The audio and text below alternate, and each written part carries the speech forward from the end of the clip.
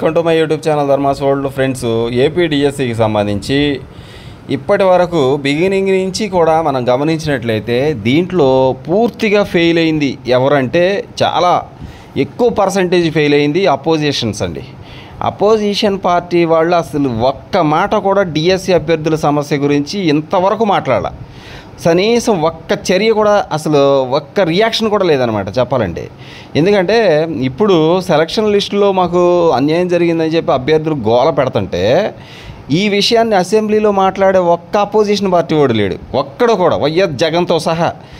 జగన్ గారు కూడా అస్సలు ఈ విషయం గురించి అసెంబ్లీకి వెళ్ళటం పక్కన పెట్టి, అసెంబ్లీలో మనకు అది ఇవ్వలేదు ఇది ఇవ్వలేదు లేకపోతే అవకాశం లేదు అది ఇది అని చెప్తున్నారు. కానీ ఒక ఎమ్మెల్యేగా లేకపోతే ఒక పార్టీ అధ్యక్షుడిగా వెళ్ళి అక్కడ కనీసం అసలు సమాజంలో ఏం జరుగుతుంది, అభ్యర్థులు ఒక పక్క గ్రూప్ 2 సమస్య ఉంది, ఇంతమంది యువత ఎంతమంది నిరుద్యోగులు దీని గురించి ఇబ్బంది పడతా ఉన్నారంటే, ఒక పక్క గ్రూప్ 1లో సమస్యలు ఉన్నాయి, గ్రూప్ 1 క్యాన్సిల్ అయిపోతూ ఉంది, గ్రూప్ 2కి సంబంధించిన సమస్యలు ఉన్నాయి, మరి ఇంకో పక్క నార్మలైజేషన్ సమస్య అంటున్నారు. చదువుకున్న అభ్యర్థులు ఈ సమస్యలు ఫేస్ చేస్తున్నారు, నిరుద్యోగులు సమస్యలు ఫేస్ చేస్తున్నారు, నోటిఫికేషన్లో అన్యాయాలు జరిగినాయి అంటున్నారు.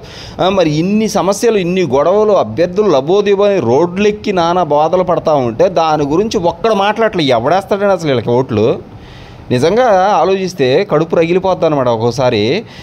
రిజర్వేషన్లో సమస్యలు ఒక పక్కన, మరి ఇలాంటి అన్యాయం జరిగింది. అంతెందుకు డిఎస్సి తీసుకోండి, బిగినింగ్ నుంచి అభ్యర్థులు మాకు చదువుకోవడానికి సమయం కావాలి అని ఒక చిన్న కోరిక కోరారు. అది ఎట్లాగో పొజిషన్లో ఉన్నవాళ్ళు దాని గురించి రెస్పాండ్ కాలేదు ఆ సమయంలో.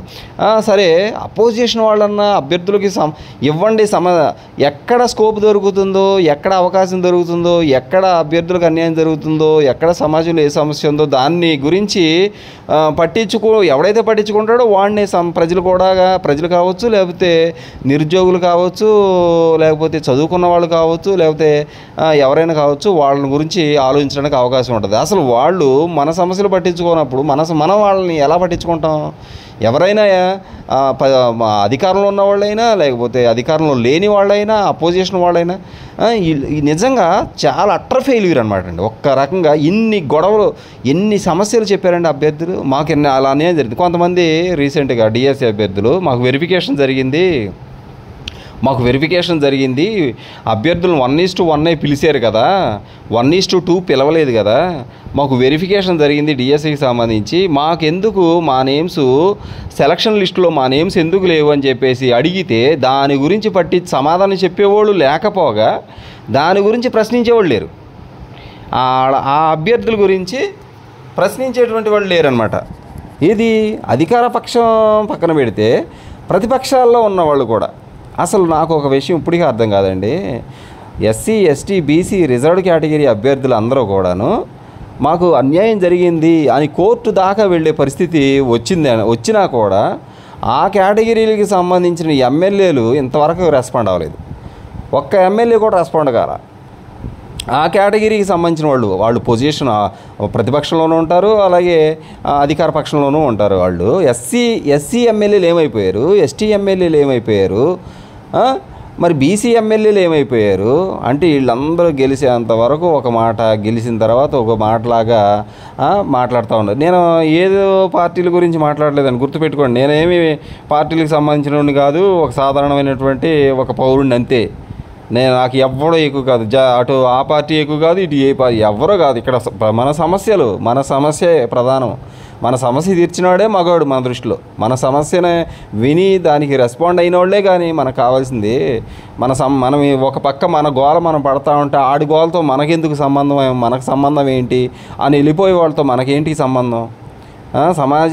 ఓటేసి మనం గెలిపించుకుంటూ ఉంటాం. కొంతమందికి ఓట్లు వేస్తాం, గెలవరు. కొంతమందికి ఓట్లు వేస్తాం, గెలుస్తారు. మరి గెలిచినా గెలవకపోయినా ఎవరైనా కానివ్వండి, మరి రాజకీయ పరంగా కావచ్చు, సామాజిక పరంగా కావచ్చు, ఎవరైనా కావచ్చు. కానీ మన పక్షాన లేనప్పుడు మనకు ఎవరైతే ఏంటి? నేను ఒక విషయం చెప్తాను. అధికార పక్షం చక్కగా వాళ్ళు ఒక గురి పెట్టుకుంటారు, వాళ్ళు అనుకున్నది అలా చేసుకుంటూ పోతారు. అందులో ఏదైనా లోపం ఉంటే వాళ్ళు దాన్ని రెక్టిఫై చేస్తే చేస్తారు. కానీ అది పౌరుల దాకా వచ్చినప్పుడు, సమాజంలో సివిలియన్ పౌరుల దాకా వచ్చిన తర్వాత దాని గురించి పౌరుల పక్షంగా మాట్లాడాల్సింది అపోజిషన్ వాళ్ళే. కంపల్సరీ అపోజిషన్ ఎక్కడ వీక్ ఉంటుందో అక్కడ సమాజం సర్వనాశనం అయిపోద్ది అన్న విషయం మనం చాలాసార్లు చదువుకున్నాం, చాలా చోట్ల చూసాం కదా, ఇప్పుడు కూడా చూస్తూ ఉన్నాము.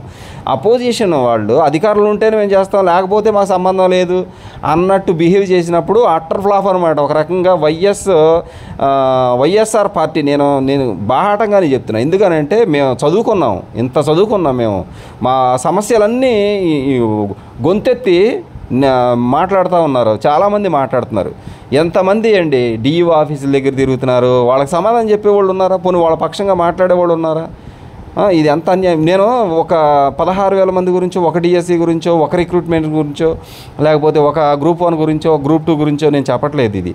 ఈ పరిస్థితి ఇలాగే కంటిన్యూ అయితే రేపొద్దున మన పక్షాన, నిరుద్యోగుల పక్షాన నిలబడేవాడే అవడు.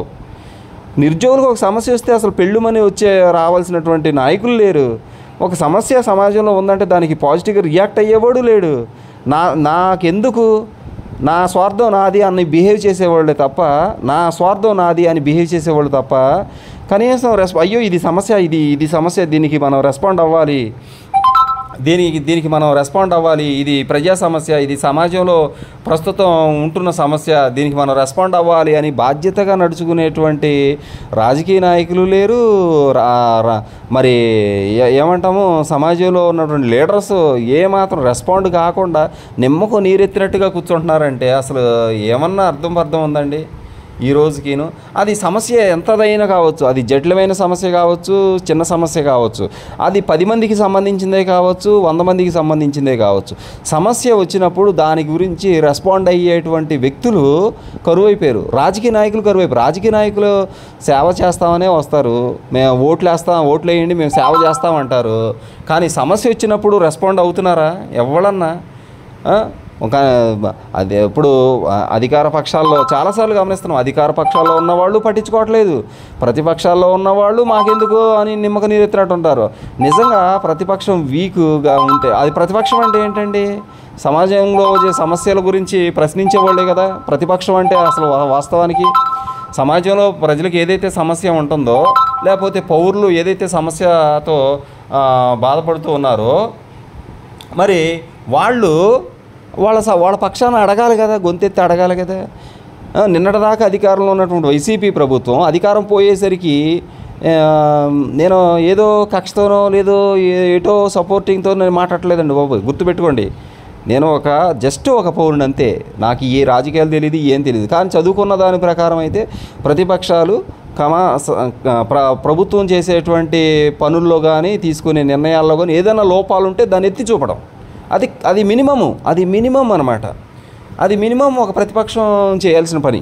ఇన్ని వేల మంది, మనం అంటారు కదా యువత దేశానికి భవిత, యువత దేశానికి అది ఇది బొక్క భోషానం చాలా చెప్తారు కదండి.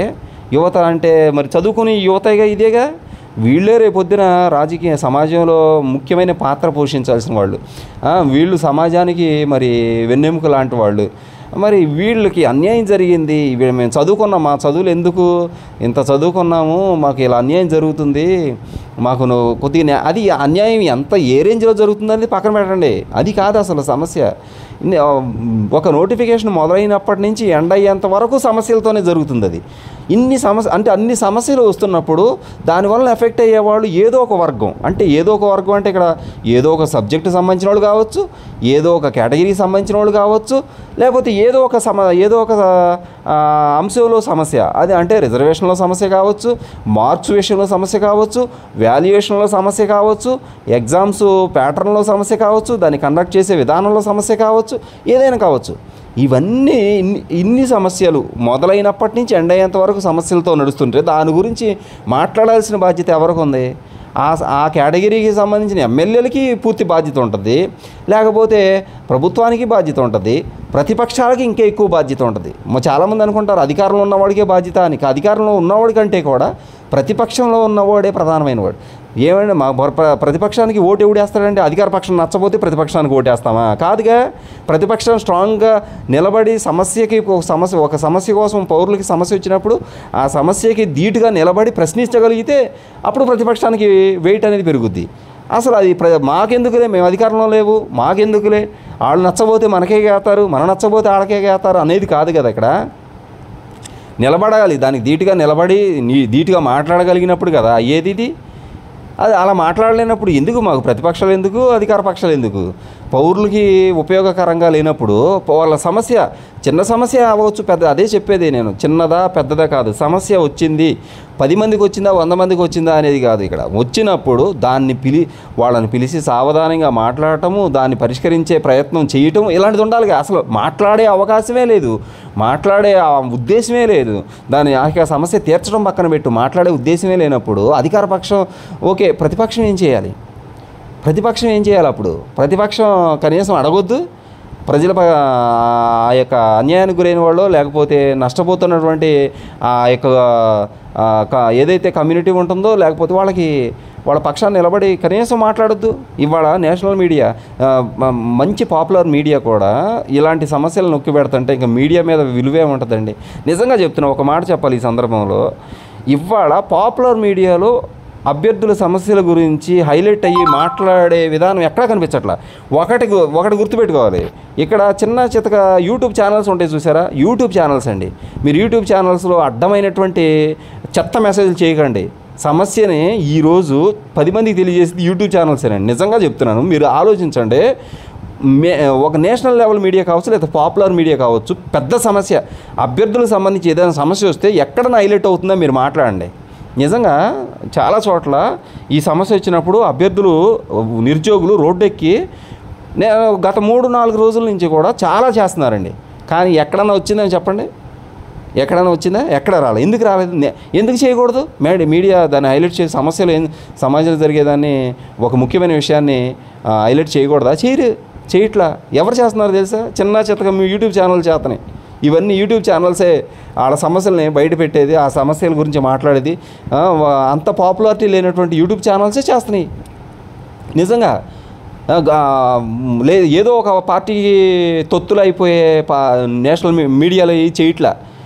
ఒక పార్టీని కొమ్ముగాసే మీడియా ఏది సమస్యని హైలైట్ చేయట్లా, అసలు దాని గురించి బయటికే రాని. ఇట్లా ఎవరు చేస్తున్నారంటే చిన్న చిత్తగా మీడియా యూట్యూబ్ ఛానల్స్ ఉన్నాయి చూసారా, వాళ్ళు చేస్తున్నారు సమస్యని జనాలకి, ఆ సమస్య గురించి మాట్లాడే వాళ్ళే. ఎందుకంటే వాళ్ళు కూడా సమాజంలో పౌరులు కాబట్టి, సమాజంలో వాళ్ళకి ఏ పార్టీలతో సంబంధాలు లేవు కాబట్టి, వాళ్ళు పౌరులు కాబట్టి సాటి మనిషి సమస్యని మాట్లాడగలుగుతున్నారు. ఇంకెవరూ మాట్లాడట్లా. అధికార పక్షం గురించి నాకు నిజంగా చాలా బాధగా ఉందండి. నిజంగా అధికార పక్షం ఎట్లాగో చేసుకుంటూ పోద్ది, అది కాదు, ప్రతిపక్షం గురించి చాలా బాధగా ఉంది. ఎందుకంటే ఇంత జరుగుతుంటే ఎక్కడ దాని గురించి మాట్లాడట్లేదు. ఏదో ఒక న్యూస్ పేపర్లో ఎప్పుడో ఒక న్యూస్ వేయటం కాదు, అది కాదు. ఎమ్మెల్యేలు ఏమైపోయారు, అధ్యక్షులు ఏమైపోతున్నారు, వాళ్ళు ఎందుకు మాట్లాడరు? వాళ్ళే కదా, వాళ్ళు మాట్లాడితే కదా దానికి హైప్ వస్తుంది, వాళ్ళు మాట్లాడితే కదా దాని గురించి అవతల వాళ్ళు ఆలోచిస్తారు. అసలు అదేమీ లేదు, దాని గురించి ఒక ప్రయత్నం లేదు. ఎస్సీ ఎస్టీలు నష్టపోతున్నారు, బీసీలు నష్టపోతున్నారు, రిజర్వ్డ్ కేటగిరీలకి నష్టం జరుగుతుంది అని గొంతెత్తి వాళ్ళు ఆ నష్టపోయినోడు మొత్తుకోవడం, పాపం ఆడు ఏం చేయాలో తెలియక ఆడు సైలెంట్గా ఉండిపోవడం తప్ప అసలు దాని గురించి అది ఎందుకంటే రిజర్వేషన్ అనేది ఎంత పెద్ద సమస్య అండి. రిజర్వేషన్ అనేది ఎంత గొప్ప విషయం, పెద్ద విషయం, రాజ్యాంగానితో ముడిపడిన విషయం కదా అది. దాని గురించి అది కూడా మాట్లాడకపోతే ఇంకెందుకండి మనకి ఇవన్నీను. Thank you so much for watching.